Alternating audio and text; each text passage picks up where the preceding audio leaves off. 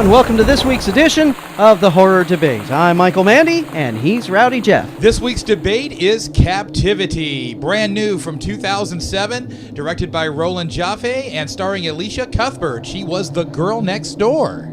Oh, really? She was, till she moved.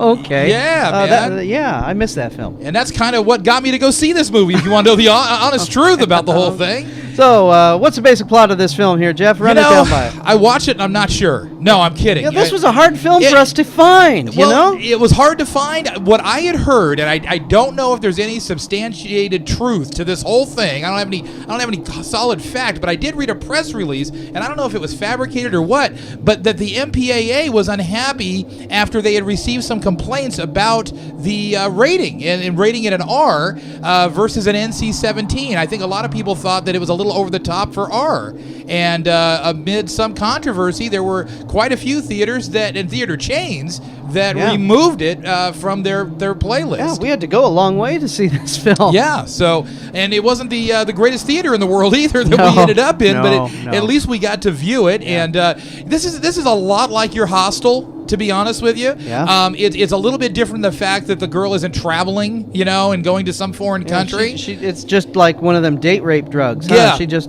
has a drink at a bar and bam, she's out. What I didn't care for was the fact that I didn't know why this was all happening. There was no kind of backstory as to what the motive was. I mean, you were thrust into this where she was drugged in this club, right? And she was now in this torture chamber kind of thing, dungeon. Right? And you didn't really know why, or you didn't get much background on the characters. You knew that she was a fashion model, and things of that nature. And what I assumed very successful fashion model, right, so all over the place. Obviously, this guy was a stalker. Well, and I was under the assumption that exactly that he was kind of upset that she was so successful and so pretty, and maybe he was one of those guys that was kind of like, oh yeah, you must have it nice, your life must be great. Mine sucks. I'm gonna, torture you. That's what I got out of the whole thing at the beginning. But anyway, basic plot line again. It's very simple. I mean, she is a fashion model who gets drugged, gets put into this torture chamber along with this other male who she finds out later may not exactly be what there's he someone says else he is. in there with her, and on the opposite side of the glass. Yeah. So and that's really it. I mean, the plot is pretty thin, and I don't know, Mike. Well, this one didn't live up to what I thought it was going to be. I thought I was trapped in one of those reality shows where I was in a torture chamber watching this movie about this girl in a torture chamber. Yeah, it was pretty. This movie felt so kind of disjointed to me. I mean, all the way through, it just didn't feel like there was any. Well, every 5 seconds she would black out for some reason. Right, I was wondering how many times she could get drugged in like a 10-minute period. How many times can a person get unconscious in a 3-day period and not have brain damage or something? Yeah. I felt that the direction... How long could we watch this movie without getting brain damage? The direction or lack thereof, I guess, is kind of what's bringing this movie down. I think the story was probably solid enough, although it kind of borrowed a lot from like Hostel and name a torture flick, and it kind of borrowed from it. It borrowed from Saw. Saw. Watching this movie, to me, it was Saw without the intelligence. Yeah. Because Saw, these guys were trapped in the room, but then they had their story, and so you were flashed back into their story. So you got out of the dungeon room. Right. Whereas this movie is just all dungeon room. Yeah. And she screams, and then gas comes in, and she blacks out. I thought it was, and then wakes up with a new outfit on. I thought it was pretty effective. That it kind of gave you that claustrophobic kind of feel, and I thought it did that pretty well. It portrayed that pretty well. Well, that's because the director lost his wide-angle lens and was just using that telephoto. Everything was so close up in telephoto, you couldn't tell what room they were in half the time. And it didn't help that the theater we saw this in was out of focus, man. I think that's because the guy in charge of the projector didn't want to watch it either. Just, look, it's on, I'm out of here. Well, I'm not going to say that the movie should have been called Craptivity, but it's pretty close. I don't know. There just wasn't a whole lot of originality here, Mike. No. There was nothing that we couldn't have gotten from Saw or Hostel. Well, not only that, not only V for Vendetta. Right. That's That right. little come on. When something was going to happen on the screen, we both looked at each other, oh, this is going to happen. Yeah. And how often were we wrong? We're not. Yeah. And, we're not too intelligent.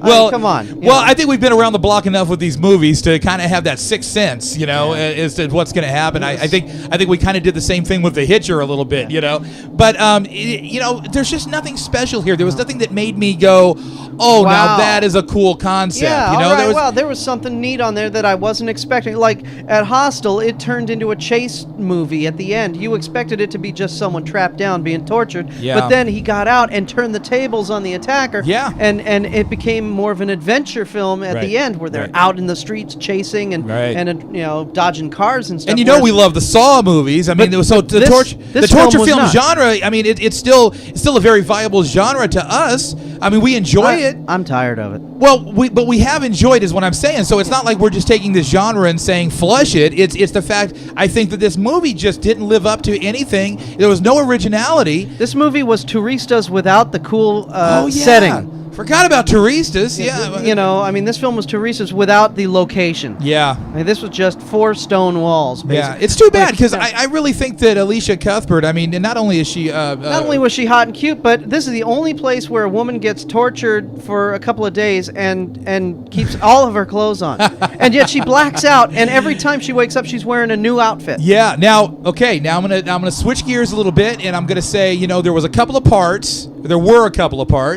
that caught my attention. The one, and this is a little bit of a spoiler, just bear with me. I'm going to try to do the best I can with it without giving a lot away.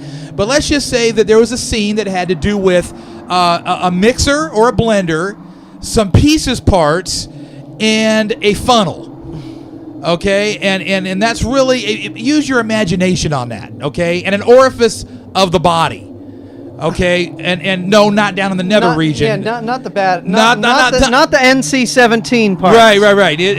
Okay, I'll give that one to you. The mouth. Okay, that was pretty gross, and I thought it was pretty effective. I was a little bit cringing, I have to admit, at that scene. That was pretty good. But that was probably it, Mike. Yeah. Well, like you were saying before, you heard the story about a gruesome scene. Yeah, that was in the movie. That's right. And we're not sure. We saw this in the theater, so it could have been cut out, because there was this lady who was burned. Yeah. And she was videotaped and used to psychologically torture this girl by having her watch it. And then while she's running around through the largest house I've ever seen in Manhattan, I was thinking about that. That thing took on Candlestick Park isn't as big as that house, But yet, and that's interesting. But she was just laying there, and we're going, okay, now what was the point of that? Was that scene that you were talking about edited out? It could have been. It would have been awful quick, I think, to have edited it out. In my opinion, I don't know. I mean, I've heard so many things about this movie, and some of it maybe just kind of be marketing ploy. Yeah. Either by the studio or whatever. But I was hearing rumors yesterday, like I said, that this thing was just getting complaints. People were actually getting physically sick watching it, and I just didn't get that. I know there was nothing in this movie that we saw to get me physically sick.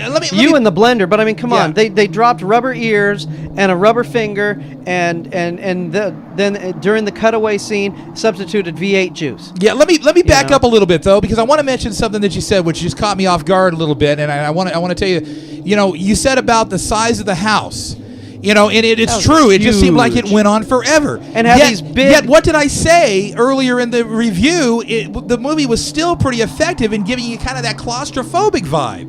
It was claustrophobic in the world's largest house. Well, and I guess maybe some credit goes to the way it was shot in order with that giant telephoto lens. Yeah, to make you feel kind of like you're all trapped up, I'm sorry, a 3-story house in New York, where this takes place, doesn't have those huge giant air ducts that you can crawl up and down into, Yeah, that's right.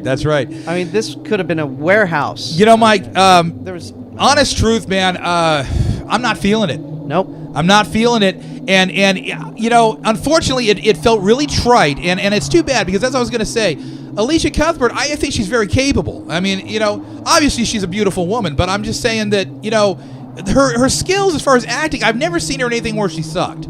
Okay, completely. Maybe if she did, the movie would have gotten a higher rating. I knew you were going to go there.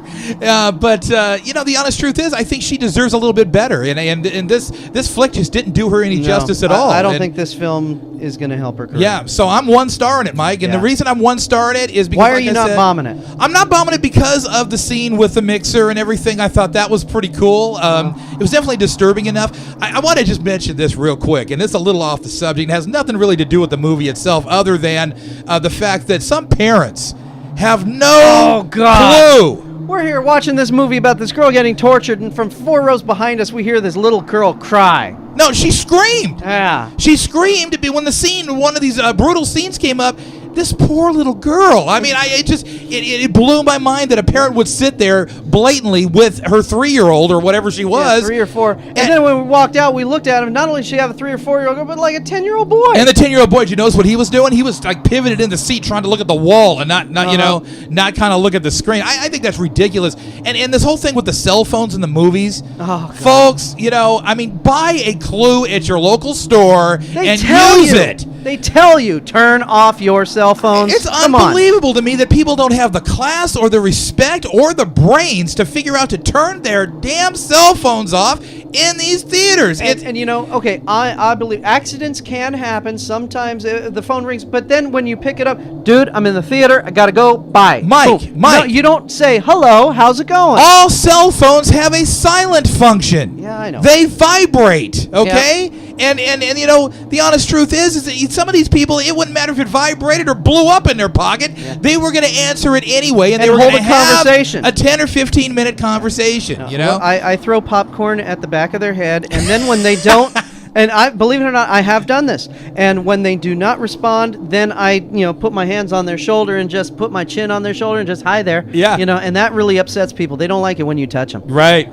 Gotcha. It's like the public right now. I don't know what the deal is, man. But your kids, your 3-year-old is not meant to go see this type of movie. And please keep them at home. I hate to see it, man. I'm a parent myself. You're a parent, Mike. I mean, we would never do that. We love these movies, and we would never do that. No. So these people need to really just go buy a Clue, man. That's the honest truth. But 1 star for the simple fact that, like I said, it had 1 or 2 scenes that I kind of dug. Alicia Cuthbert is a darn fine actress, and I have to say, just because there was nothing real new and it was kind of trite, it didn't suck nearly as bad as some of the other movies we've watched that we have bombed. So I'm going to give it the 1 star for those reasons.